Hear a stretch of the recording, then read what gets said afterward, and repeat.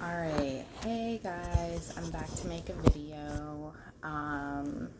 So it's like midnight, actually past midnight. Funny, not so funny thing.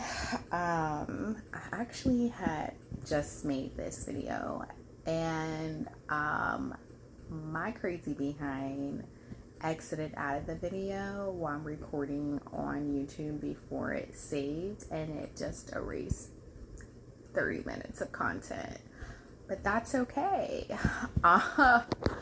um so I know it's been like 2 or 3 weeks since I uploaded anything, and I'm gonna try and be a little bit more consistent with my uploads. But I know that in the last video I talked about how I took some time just for me to kind of decompress, evaluate, and reflect, and just restore my own mental health, given everything that has happened with, my journey in the mental health world. And so, I saw you guys' comments. I appreciate everybody that's still been watching this journey, and I do read comments, which I think kind of precipitated this video, because there's a lot more views on some of my other videos where people are kind of watching when I first started, and it's kind of interesting some of the comments where people are like I think one person was just being a total asshole, and they were like, I've worked 2 jobs and I went to school, like, get yourself together. And I was like, are you fucking stupid? Because like my undergrad, I worked 2 fucking jobs, and in my internship I worked a freaking day job and then interned at night. But go off, sis. People, I feel like social media really is about people just like to argue or say like trolling things. I really do. I think people just are in like such a depressive state that that's the only way to get like their happy endorphins nowadays, is just to be a jackass. So congratulations, you played yourself. But anyway, so I see you guys' comments, and like I was saying, I appreciate the support. And because of the support, I want to be the support.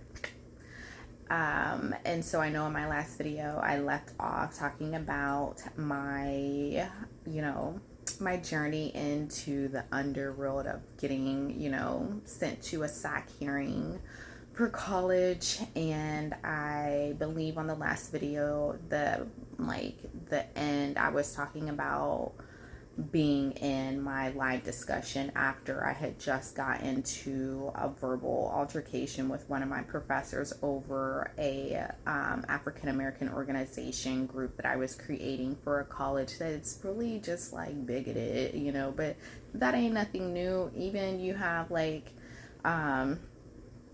diverse schools, and I'm gonna like really probably get under some people's skin when I say this, so I'm just gonna say it anyways.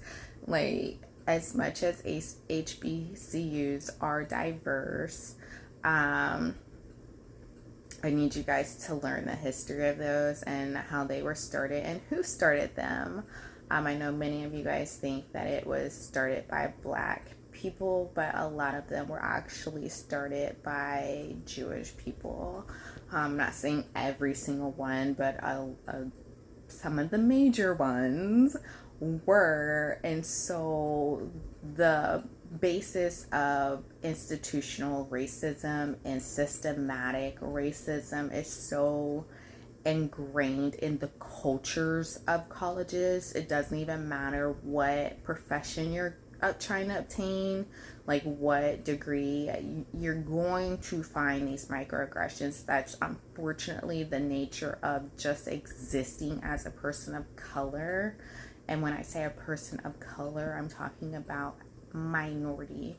And when I say minority, I'm talking about a visual minority. I don't want to burst any bubbles, but I can't look at you and tell you're Italian. I can't look at you and tell you're Greek. I can't even look at you most of the time and tell you're Jewish. Like, let's just cut the bullshit, okay? Like, everybody wants to be oppressed so bad, but yet if I gave you some of my oppression, trust me, be running right back. And so the last video, I was talking about how I was doing my case conceptualization, and I was in my live discussion. And so the case conceptualization, you know, I'll go over it really quick. And this isn't to minimize the client that the case conceptualization was over. It's just that these videos that I'm making are more about the experience that I had as a college student, and then I'll get back to eventually doing the videos that go in depth into, you know, my experiences with my clients, which there will be some of that within these videos. Like, it would be hard not to, but just so that nobody's watching these thinking that they're going to learn some skills like you were seeing in some of my other videos about how to handle certain type of clients in different therapy settings and techniques. I don't want anybody that is watching this video to think that that's what these videos right now are going to be. You can watch some of my other videos that, you know, was like 11 months ago. Depending on when you're going to watch this video, could be 2 years from now, I don't know, but where I was just talking about, you know, what it meant to be a therapist and different clients. That's not these videos. So with that being said, the case conceptualization was about a mother that her daughter was sexually abused by her ex-husband, and the way she found out about this, unfortunately, was a detective had her come down to the station, the police station, and identify pictures that had her child in them, child pornographic pictures. And so that in and of itself is her trauma. She had her own history of you know, sexual trauma and other various traumatic experience throughout her life. And so that's what the case conceptualization was over. And so in this case conceptualization, I was talking about, first of all, the first time I had a session with this client, it had been only a week from the time that she found out that her daughter was being raped and sexually abused. Well, sexually abused, the same thing, but sexually abused by her ex-husband when the daughter would go over to visit. And the grooming, I'll have to have a whole video about what it takes and what it means to work with victims of sexual assault and children of sexual assaults and parents and grandparents of sexual assault. Like, I could probably do like a whole series just on that, because it's not for the faint of heart. And so given the fact that it's not for the faint of heart, I just kind of want to speak to the level of fuck shit that it was at my school. So obviously before I even go into what the client's case was, you guys already just heard a little bit what it was. So I mean, that should tell you right now the seriousness of it. There was one point in the case conceptualization video, well, it was audio, because in order to protect the client, you're not allowed to do video. You can do audio, but not video. Especially for victims of sexual assault, which a parent of a child that's still called, like, she's still a victim of sexual assault, secondary assault or something like that. I can't even think, like, it's 1 o'clock in the morning, you guys. So if I say something crazy and it's wrong, just like give me some grace, okay? But she, from time to time, I guess, have like a group of like bikers or something like that follow her or her daughter or both of them, just as a safety measure. Like, they weren't like bodyguards or anything like that. It was just more so like, I have this set of men that are like extended family, in a sense that she felt like she needed in her life to have a sense of security. And I guess that they were placed in her life when she was younger, and now that this happened to her daughter, like, it's still an ongoing thing. I know you guys are probably like, okay, that's really weird, but it's not the first time I've heard it. Unfortunately, working with victims of sexual assault, it's a lot more common than you think. And I didn't think it was until I started working with victims of sexual assault, the level of security they feel like they need to have in order to just do basic things in life. Like, there's a lot of things that even if you are an introvert person, or even have experienced just anything that made you feel uncomfortable, like, I can't even imagine living in that level of fear where I can't even do anything without feeling like I have to have like this protected shadow. So that was just like 3 minutes of the session that the students heard and the professor heard. But these dumbasses wanted to only focus on that. And the fucking professor was the number one dumb bitch that wanted to precipitate it. So, like, at the end of your case conceptualization, you open it up for any questions or any feedback that they have on, like, your therapeutic skills or the client, or just like an overall generalization review, you know? And it was like,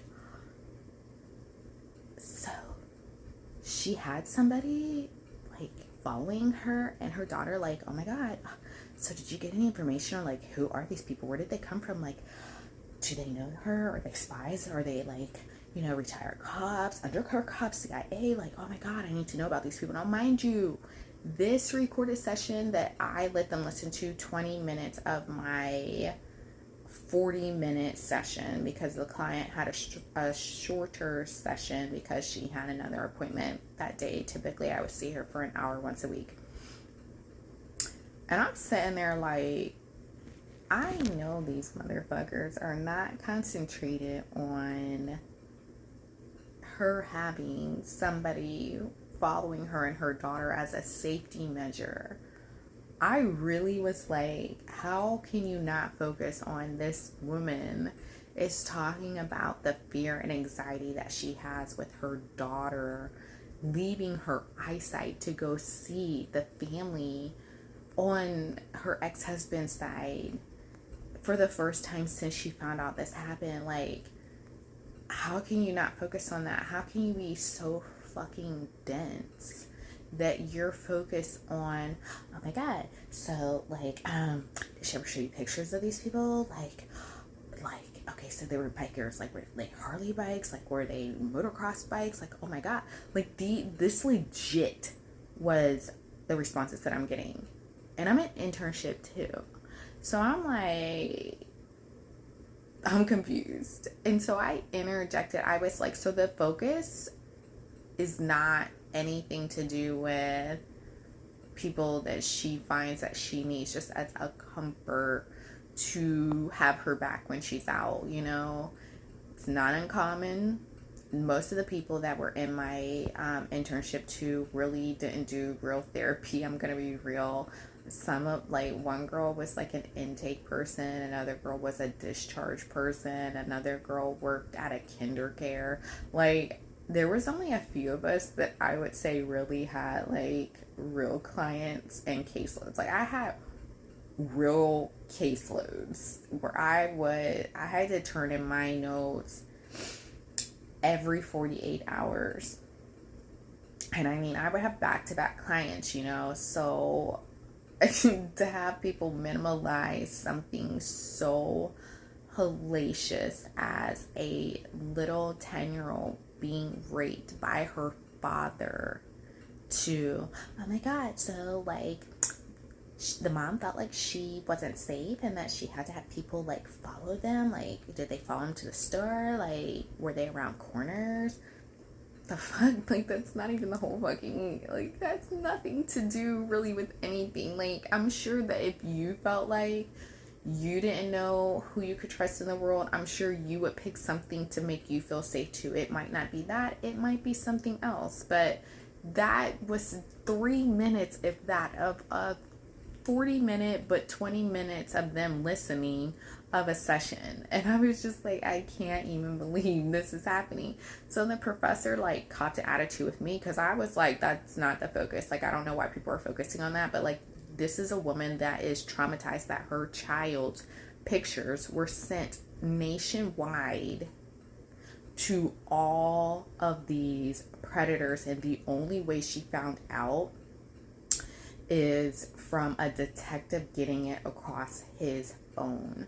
So I don't know if you guys have ever watched Chris Hansen To Catch a Predator, where it's like, in order to catch a predator, you kind of have to be a predator in a sense. I mean, not like really a predator, but you have to play the role of at least presenting like you are doing that in that realm. Like, you're not actually assaulting children or anything like that, but just getting into these chats, which still exist on these websites, linking up with people virtually and, you know, exchanging numbers. So this detective had got this mass text, and it had her daughter's child pornography video and images spread throughout this entire group of nasty ass creatures. I can't even say people, because I can't.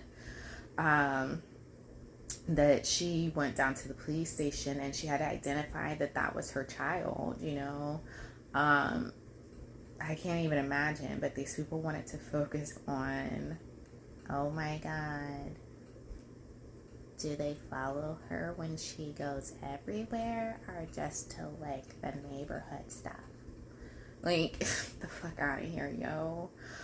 Some of you that are watching this video, if y'all are the people that would want to focus on that,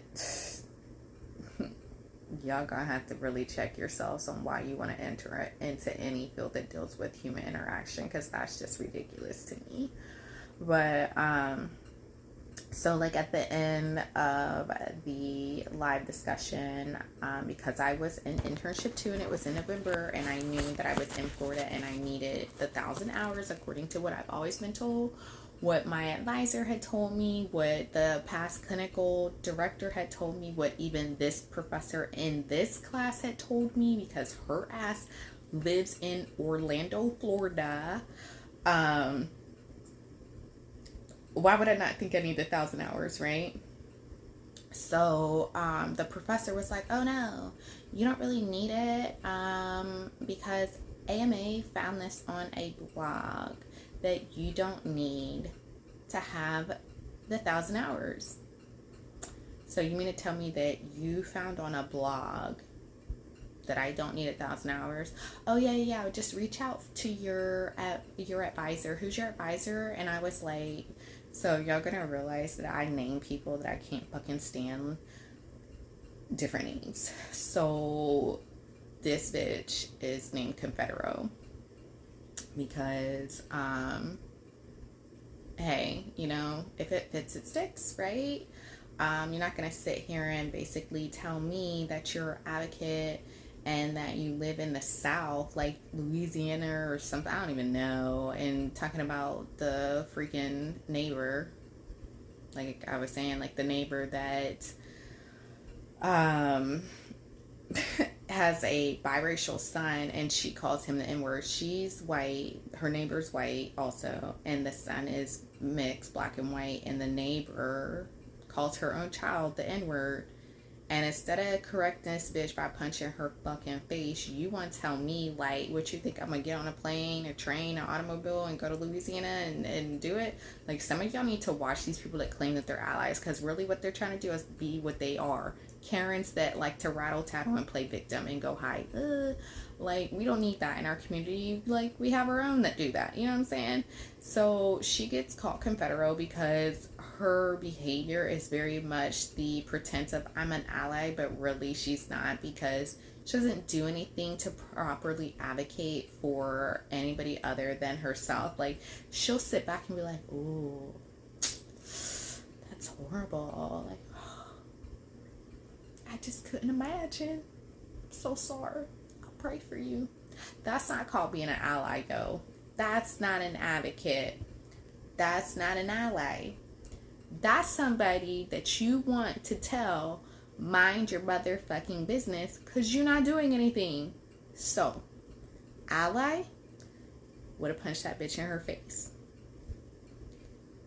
Non-ally, oh my God, I'll pray for you.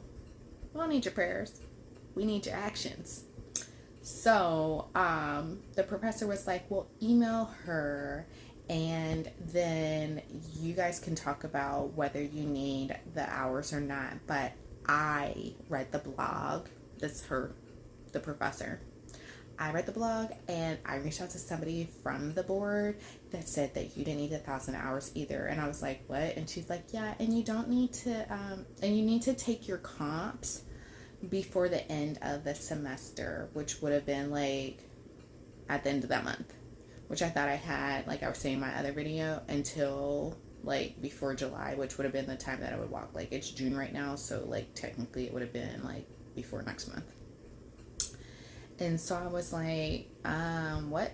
So yeah, I'm gonna kind of leave the video at that, where I was emailing the professor, and I'll definitely read that email in the next video. If I do not do it, please call me out in the comment section. Be like, you told us you were gonna read this email that you sent this professor, which was like a really quick email, but at the same time, like, it's all gonna build up. It's all, you guys need to hear every email as they occur through this story, so then by the time we get to like the final climactic moment of what happened to me, you'll be like, they did what?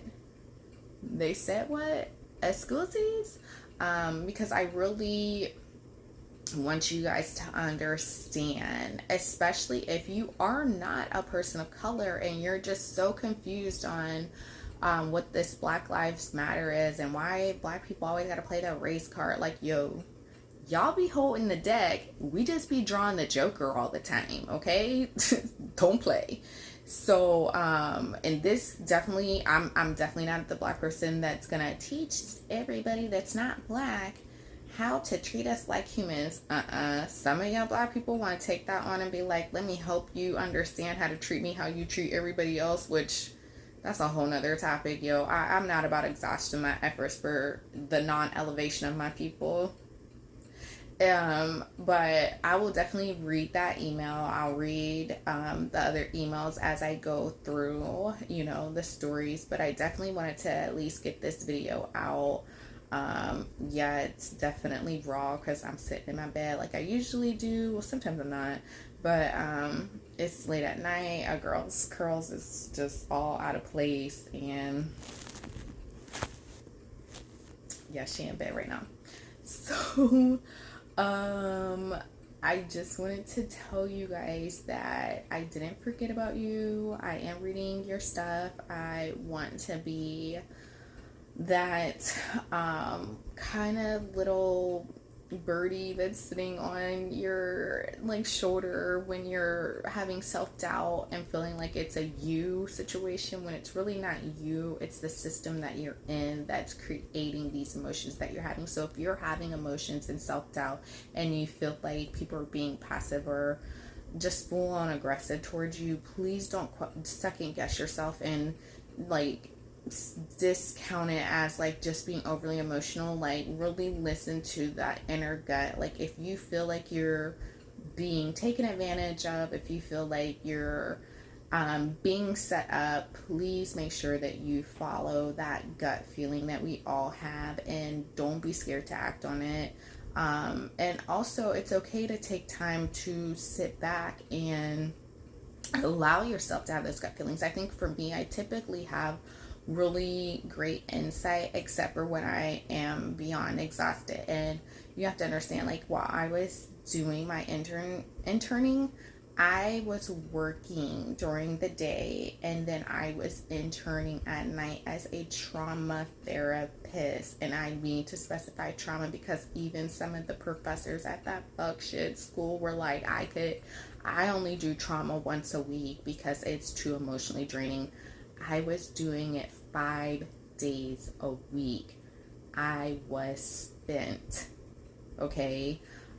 So my level of insight was greatly reduced. And so I really want to stress the importance of like taking that self-care time.